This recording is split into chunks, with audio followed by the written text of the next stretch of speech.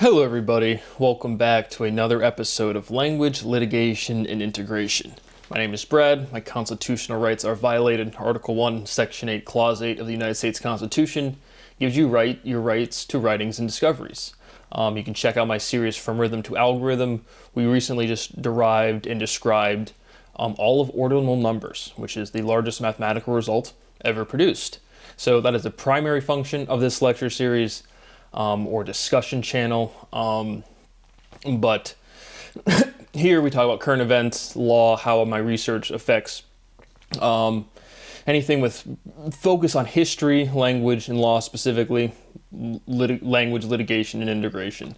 But yeah, so I haven't done this one that much, so I've been getting back in the flow of it. But regardless, just commenting on some current events, we have another shooting out of ICE in Minneapolis, some high tensions. We'll talk a little bit about Trump's recent behaviors with the different taxations and tariffs, and come on some other minor current events. So the biggest thing, obviously, pretty much all of my videos are uploaded the exact same day that they're recorded. Sometimes, again, I don't have a solid internet connection. So sometimes there's a 12-hour, 24-hour delay of when my videos get uploaded. But that is because, again, I don't have constitutional rights. But anyway, we continue on discussing the law as if the law made any sense whatsoever. But just, again, and it's important for anyone watching this, know I have no political backing, I have no religious backing. I basically just wanted a career and a family in my life, and I discovered classified information. And in doing so, it's destroyed my entire existence. So I just sit here and, kind of make videos. But I have no political bent, no religious ideology. I just call it exactly as I see it. And so we had a man killed, a 37-year-old, was shot and killed by federal agents, I'm assuming the ICE conglomerate. Again, whether it's the DEA, ATF, FBI, CIA, ICE. Again, some federal bureaucracy, again, historically, and as a administrator of government, I don't really see, again, state or federal as that big of a difference. Again, a lot of times you'll hear the federal government as some it has legal superiority, but in this case specifically that we're discussing, just law enforcement versus non-law enforcement.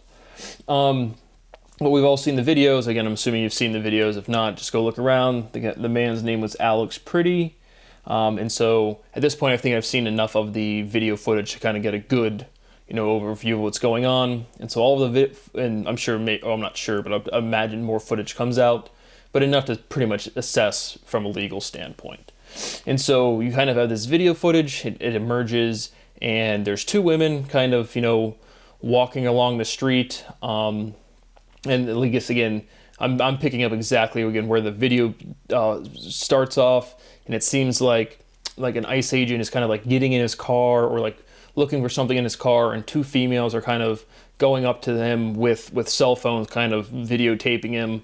And then this Alex person, he is also there, kind of the ICE agent. There's a door open, guy's in his car, two females are kind of filming his camera, screaming. It's this tense protesting thing. I have no background, again, on the geographic area, the amount of people there, again, the size and veracity of a protest. But regardless, you see an ICE agent, again, as far as you can tell, carrying out his duties. Two chicks come up to him, seeming to be antagonizing to some level. And then this guy, Alex, kind of just... The two chicks are in the middle of the street, and he's kind of almost on the other side of the street.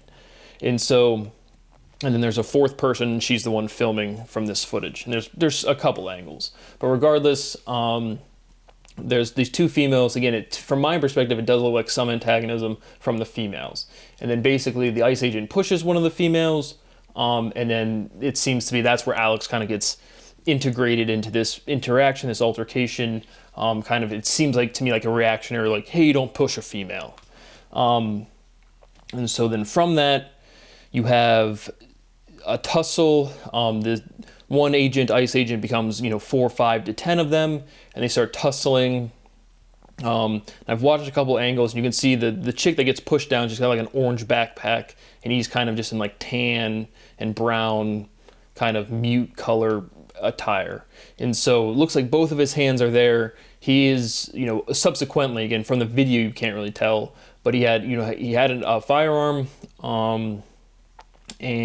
but both of his hands are kind of on the ground, and then you kind of see the agent that, to me from the video, and again we'll see as it develops, but it seems to me the guy that unholsters his weapon, he's kind of pepper spraying the female, then he kind of turns around, and to me it looks like one of these situations where you have a person that law enforcement you doesn't know is armed, and again, I don't know this for sure, but it seems to me someone starts to yell gun or identify a firearm. Because again, I have no motivation, because it seems like they have him over. They should, from the amount of manpower, should have him controlled. And so the draw of the firearm from the ICE officer was really late to me, and for any sort of deadly interaction. Again, I'm just laying out the facts, and we'll give you my analysis here in a second.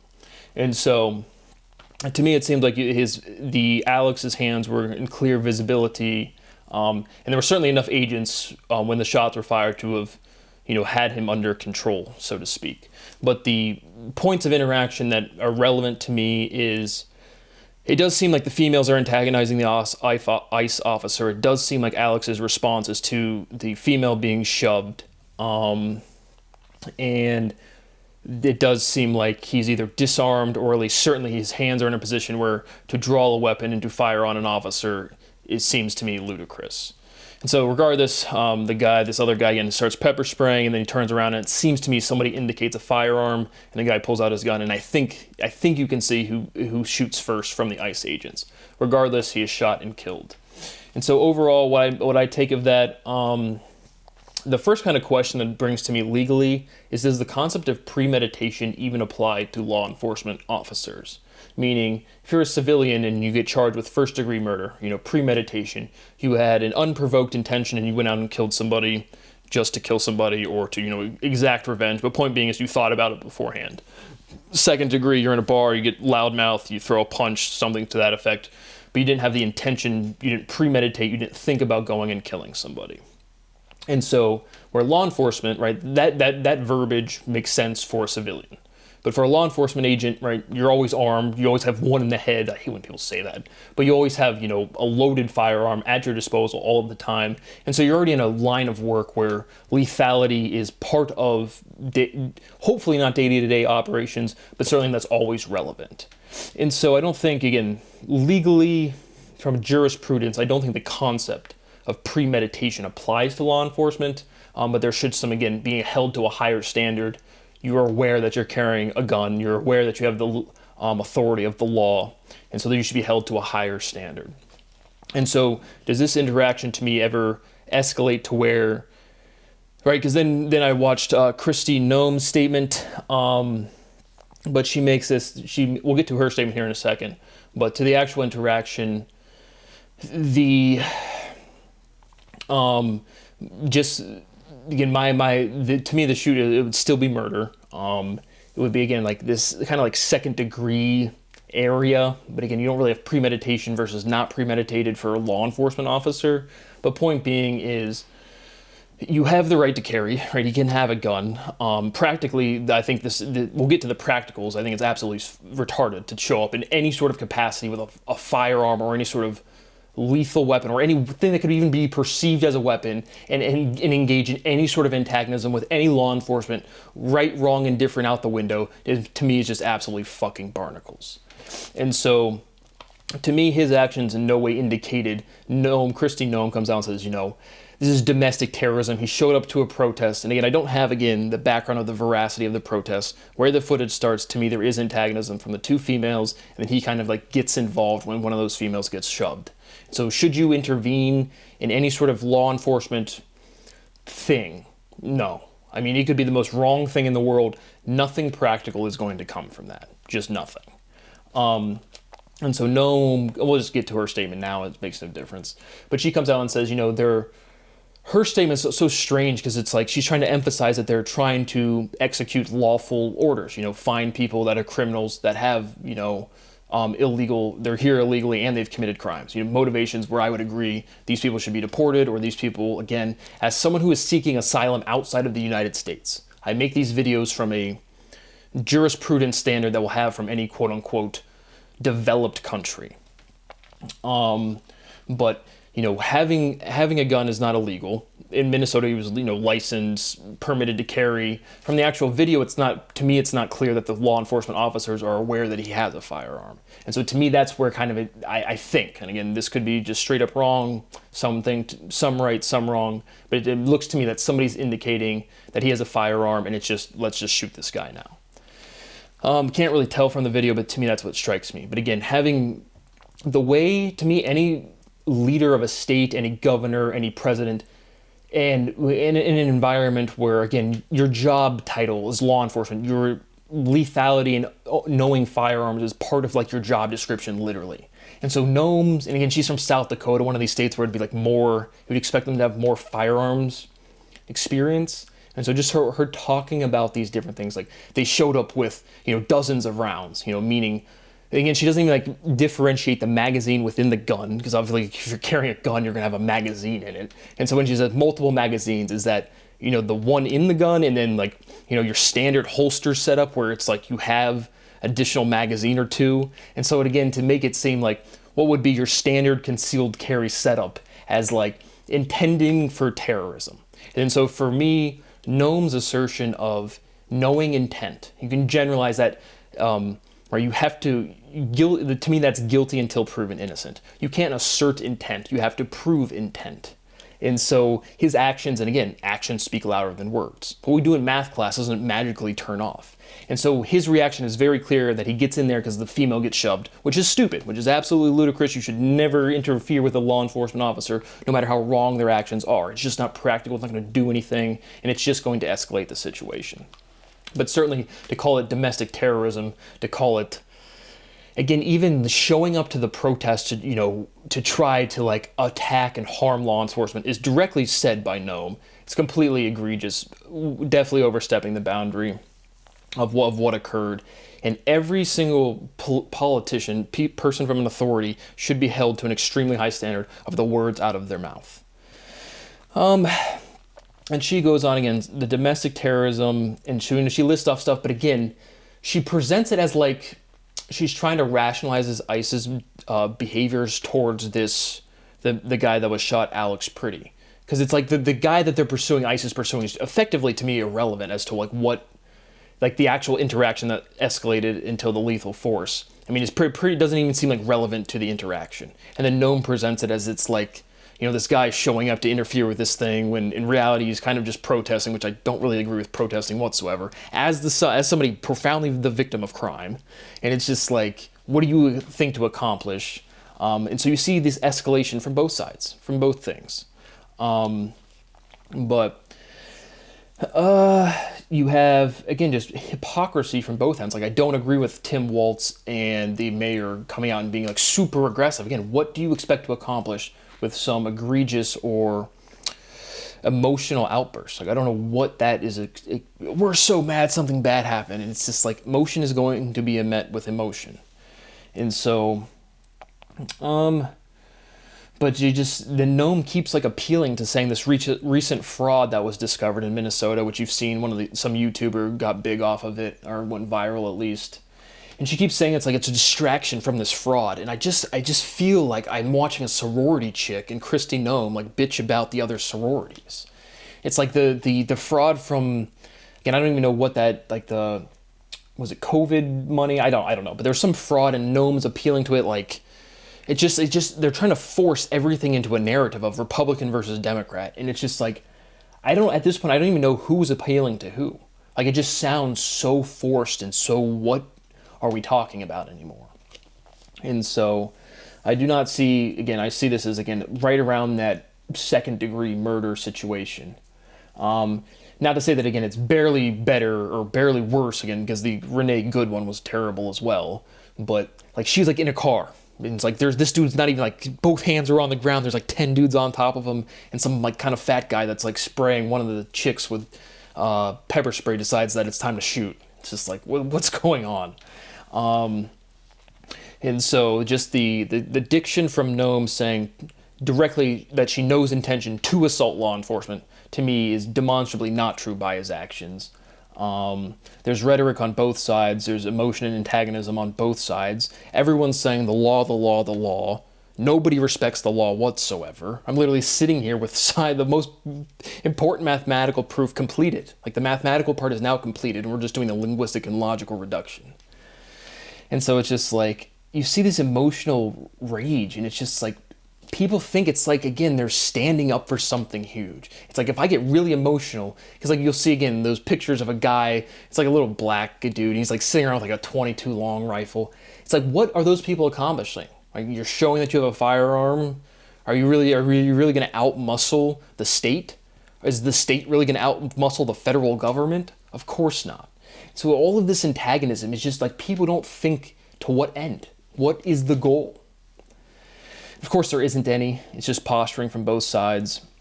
But then Noam also says, law enforcement takes an oath. And it's just like, because it's so relevant that all of these people are aware of my work. I can show you the video of Sean Carroll from like 4 years ago saying everybody knows, as if like major governors and law enforcement people aren't briefed on this stuff. Even if it's not, my work isn't directly relevant to their day-to-day life, they're all aware of it. I'm just sitting here watching everybody project insecurity and be hypocrites. And I'm just writing it down and directly putting it onto a legal complaint. And so everybody is breaking the law, and it's just one hypocrite after the other. But again, originally there was diction about brandishing a gun. That is nowhere in this action. Yeah, and so that's I think I've watched enough footage to get, again, the overall gist of what my legal statement would be, and it'd be to that effect. So some pursuant, and again, just where do you go from here? Like, are we gonna escalate? It's just like, we have to de-escalate. And again, showing up to protest, what are you accomplishing? That dude's dead now. I don't care. Like I said, I don't say that in like I just don't care. Like, I don't care. Yeah, that's all I got for that. A couple other minor points. Back to the Trump backing off of the 10% EU tax for countries not supporting the Greenland acquisition. So there was some verbiage the framework has been reached. Again, it's my prediction is that Greenland will be acquired by the United States. And again, it's another scenario where it's like you see this big emotional outrage, which I'm not sure what people are emotionally outraged against. If the Greenland gets sold to the United States, I mean, like, what big difference does it make to anybody? But again, it's just this moral absolutism of like, Greenland is Greenland, and we have to respect Denmark's property, and I am for. Again, to me, nation states are rather arbitrary in terms of their, absolutism. Functionally, they're relevant, but it's just made up borders. And so it's like, just this moral, like, Trump buying, specifically to buying Greenland, not forcibly taking it over. Again, I see even, again, stirring this pot up as like stupid bullshit anyway. But you have, you have 30 people in the class, and 29 of them, or 28 of them are all sitting around at Read and Relax Day reading, and the 2 people get up, start bitching and fighting. It doesn't matter that the 28 people around them are just minding their own business. It matters that 2 people are bickering. And so Trump's move, again, to start all of this Greenland stuff, to me, is just nonsense. But to actually buy it, I don't see what the big restraint from Denmark would be for that approach. Any sort of armed conflict to me is beyond bonkers. Again, that's what we said, or I said, is, or probably anybody with brain cells is like, Denmark might send, actual armed troops. The USA might send actual armed troops, but it's just like, are there actually even going to be like, they're just going to meet and be like, hey guys, let's just see what the dudes back in Washington and Brussels say. Or Copenhagen, excuse me, Jesus. But, and so I didn't really expect much from this. I kind of expect that's where it's going to go. Again, obviously I don't have any privy details, but I'm assuming the United States will be buying Greenland to some effect. The USA officially withdraws from the World Health Organization. No real opinion. Again, when you're lying about science globally, it's like, what dietary or medical guidelines could you actually give out when everyone's provably lying about all known science? Who knows? So is that relevant to anything? I don't know. Trump sues Jamie Dimon and Chase Bank for $5 billion in damages. Claims discrimination in terms of the political, claiming Chase dropped him as a client after the January 6th insurrection. Absolutely, it was an insurrection. Absolutely, it was sedition. Was it instigated by Trump? No. Again, I'm not a political guy. I'm not a fan of Trump. Not a Republican, not a Democrat. Just a dude sitting here with his rights violated, trying to leave. But people have to take responsibility for their own actions. And so, no real opinion on this. But Diamond responds like a cuck, is what I have written down. Jamie Dimon's like, oh, we respect the president's right to sue us. That's what the courts are for. Because here in the United States, we have this magical thing called the law, and it applies justice and equality for all, right? And then there's Brad, the guy that solved all science, sitting right in front of you, and we're like, oh, well, we're not going to acknowledge that. So besides that time, when I walked down the street and didn't randomly kill some random person, I walked past 100 people and didn't kill 99 of them. The one that I randomly killed doesn't count. I'm not a murderer because that doesn't count. I'm playing a character. It's just like, we respect the law, except, wink, wink, nudge, nudge. Everybody knows that we're just lying about everything. To a profoundly consequential level, not just about trivial bullshit. So no real opinion on that. It was just kind of funny seeing, again, this appeal like any American from any walk of life and gives a flying fuck about the law is hilarious. We have a guy named Alex Honnold to attempt a free climb at Taipei 101, live on Netflix. Now, it was supposed to be yesterday, I believe. I heard we had some challenging bamboo boxes. I have no idea what that is. It's just the guy talking about climbing a skyscraper live. I think it got delayed for weather. Speaking of which, we have a big snowstorm coming across Ohio and most of the Midwest, and I would imagine most of the Northeast too. But regardless, I'm going to get out and do a snow walk tomorrow in the snow and see what's going on. It's probably too cold to make a snowman, but we're going to get a snow day tomorrow. But this guy's trying to climb up one of the highest towers in the world with no ropes or anything, and I'm assuming that's in Taiwan. But it was delayed, and it's going to be live streamed on Netflix. I don't know when that is, but might check it out. Probably won't see it, but hopefully he doesn't die. That seems like a pretty aggressive challenge. And then finally, we have a former Olympic snowboarder, Ryan Wedding, a Canadian, arrested in Mexico. It was confirmed by Kash Patel, the leader of the FBI. There was given a $15 million reward, and Wedding was responsible for over $1 billion of annual revenue for different cocaine distributions from the cartels. So that was just kind of an interesting story that popped up. Canadian snowboarder turned drug kingpin. And so that is what I have for you today. Again, my constitutional rights remain violated. It really is at the point, because like I said, I'm not even joking to you. Like, my mathematics is developed where it's literally just the most important mathematical proof sitting right there. And all I have to do is clean up a little bit of the linguistics, and then it's completely done, and nobody will do anything. And I still don't go protest anywhere.